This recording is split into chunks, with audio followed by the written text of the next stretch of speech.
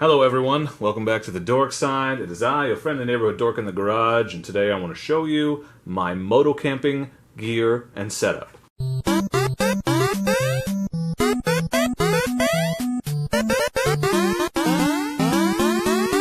I am the Dork on the road, and I want to be your internet riding buddy. Except I'm better than your regular riding buddies because I'm available whenever you want and I come with a mute button. So please, don't forget to hit that like button, subscribe, and click that notification bell so you know immediately when new content like this is posted. Speaking of new content, this is my gear video as I'm getting ready to load up and head out on a motocamping adventure. So if you're watching this gear video, stay tuned for the full motocamping adventure coming very, very soon to this very channel. Make sure you subscribe and that you don't miss that. So I'm getting ready to pack up my side cases and throw everything on the Versys, and tomorrow afternoon I'm going to head out and go motocamping at one of my favorite campgrounds, Alsea Falls Campground out near Alsea, Oregon. A couple of great things about that particular campground is I know that one, I can buy wood on site, and two, there's water available, and so that changes my loadout slightly. I don't need to take water with me knowing that I can get it on site. And I know that I'll have wood available so that I can cook over the fire. So my plan is, on my way tomorrow, or before I leave,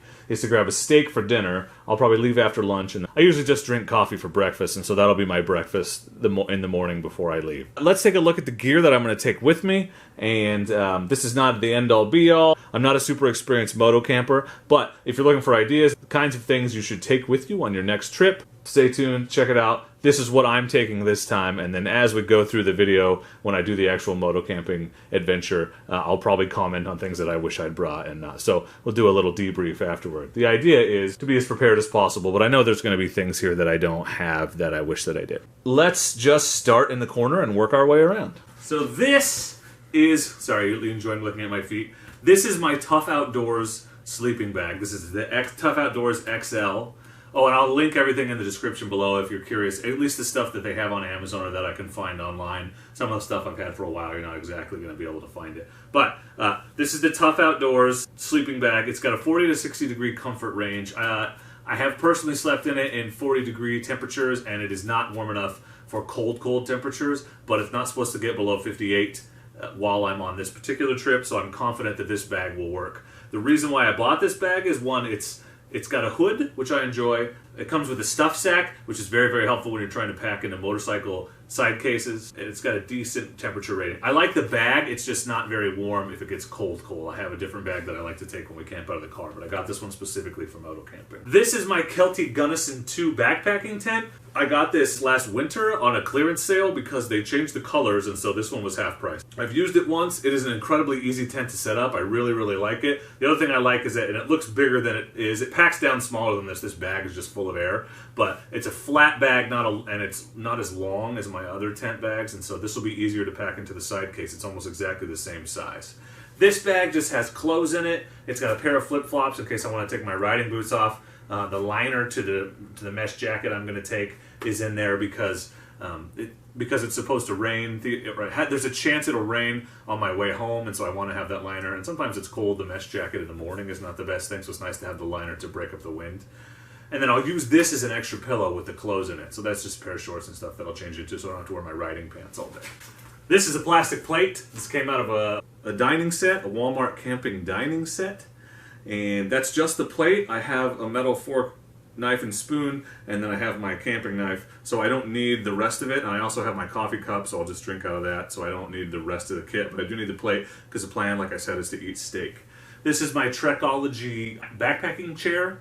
It folds down to about the size of a loaf of bread. I really, really like sitting around the campfire, and it's really hard to do that at the picnic table, and I don't really want to sit on the ground, so when I'm moto camping, I really, really like to have a chair with me, and this is one of the smallest ones that you can find. Packs down, it's super light, easy to fit into the bag, or into the side cases or the dry bag, so I like to take that with me. This is just a snack. This is some almonds and some smoked sausage. This is my DeLorme InReach Explorer. I've talked about this in my dual sport gear video. I take this with me anytime I'm in the woods where there's no cell phone service. The GPS unit, which is awesome. You can use it to get a weather report, which is awesome, but it's also a two-way communicator. So if I need to text my wife and be like, hey, change of plans, going to such and such campsite, or hey, made it, I'm settling in, I can send an actual message and she can send one back to me. And you pay for the service, you get 10 free text messages a month, which is enough for most people. The other great thing is if there was an emergency, if I was to crash, hurt myself, whatever. There's an SOS button, but you can still communicate with the operations center that you contact when you hit that button. And so it's nice to have it because those personal locator beacons and even the spots, it's basically all or nothing, right? It's either send the cavalry or you just try to figure your own way out. With this, I can text my wife and be like, bring the truck, bike broke down, or send ambulance, leg broken. It's not necessarily they're dispatching a search and rescue helicopter every time. So that's good. This is my Wheeler's backpacking pillow. It's okay. I got it on a Prime Day sale a couple years ago. It does the job, it inflates. I like to use it in conjunction with something else like this bag of clothes. So that's probably what I'll do this time. It's better than nothing, and it packs down really small. It's about the size of a soda can, so there's that. Down in front, that's my Glock 26 and my DeSantis Intruder holster. I don't wear it on me when I'm riding the bike because I don't want to crash and fall on it, but I keep it in the backpack, so it's handy. This is my Ozark Trail Hydration Pack. I'm probably not going to put any camping gear in here. The only thing in there right now is my air compressor and my patch kit for my motorcycle in case I were to get a flat on the way there. Moving around the corner, this is the book that I'm reading right now, Robert Jordan, Wheel of Time series. I'm about 20 years too late coming to this one, I know, but great books if you haven't read them. I'd like to have a book with me when I'm camping. And this is my Nintendo Switch, so I would not be a dork in the road if I didn't take video games with me camping. I almost never actually play them when I'm camping, but if it's late and I'm sitting in the tent or in the hammock and I'm just bored, it's nice to have options, and so I have the book and I have the Switch. I brought this is a 1-gallon Crystal Geyser water container, and I just smashed it up, and I'm going to use it to get water at the campsite, so I have some handy, but I don't need to take it with me, so I've smashed it down so it'll fit in the bag best. Cigar, I have this old cigar box, so that's my lighter and my cigar cutter, so I have that. I have not one but 2 flasks full of bourbon, because 8 ounces just didn't seem like enough for one night for me. This is my Fiskars X7 hatchet. I really, really like this hatchet. I get a lot of use out of it. I said there's firewood available, and there is, but I need to be able to chop kindling and process wood a little bit, and so I could baton it down with my knife, I guess, but it's nice to have a hatchet if I have room for it, and I think that I do. This is my Yes for All hammock. Again, not a necessity, it's a luxury, but I sure love sitting in a hammock when I'm camping, sitting and reading. So I take this one with me if I have room. I think I'm going to have room this time. And I'll find a couple trees and I'll string it up. And then this bag is a Husky tool bag. See that? And I like to I just slide it down into my dry bag. And in here is a bunch of miscellaneous stuff. So here's some paper towels. That's always handy. Fire steel, good backup. Always handy to have. This is bug spray.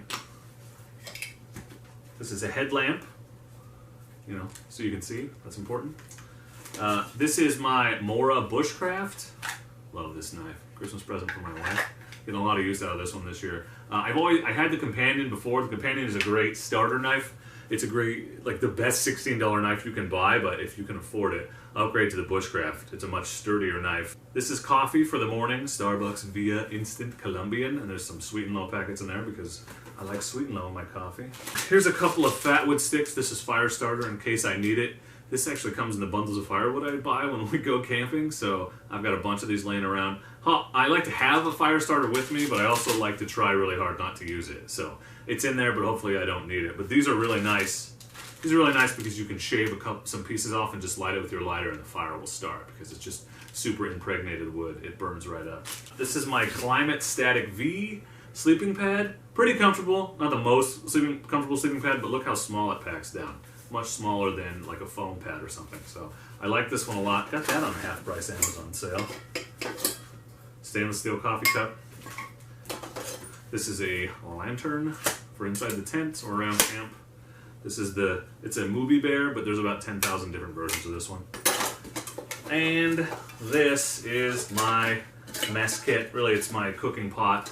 This is like a skillet lid. I almost never use that. This is my super cool ultimate 90s camp or backpacking stove that goes on top of the fuel canister. And then this is the pot that I use mostly for boiling water so that I can drink coffee. Oh, and I have some utensils, so that's a knife, a fork, and a spoon. One more thing I forgot.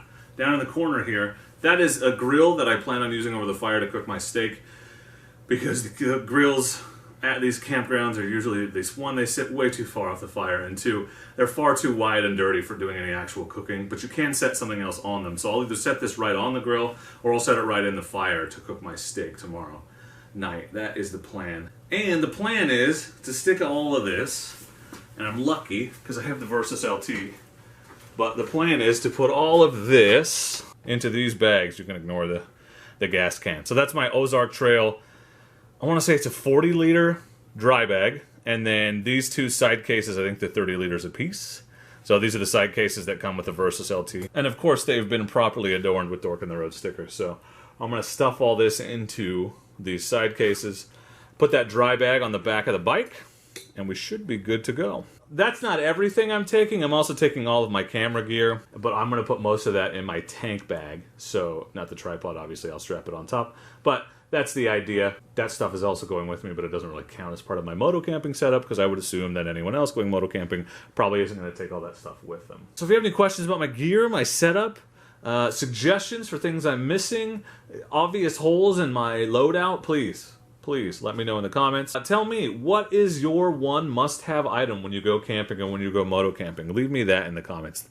That's the question of the day. So let me know. I want to know what your must-haves are so that I can make them my must-haves too.